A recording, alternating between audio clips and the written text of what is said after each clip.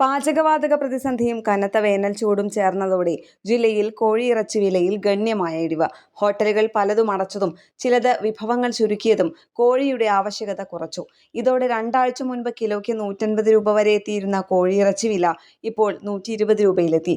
മുൻപൊരു ദിവസം ശരാശരി 1.25 ലക്ഷം കിലോ കോഴിയിറച്ചി ജില്ലയിൽ ആവശ്യമായിരുന്നെങ്കിൽ ഇപ്പോഴത് പകുതിയായി കുറഞ്ഞു. ഹോട്ടലുകളുടെ ആവശ്യക്കുറവ് കാരണം വിപണിയിൽ കോഴി സുലഭമായി. ഇതാണ് വിലക്കുറവിന് കാരണം.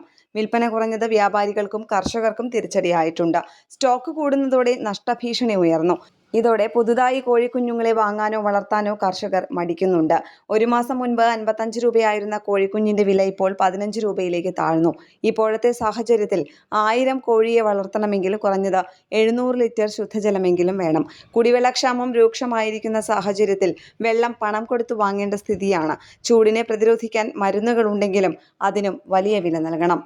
ന്യൂസ് ഡെസ്ക് കേരള പ്രണാമം.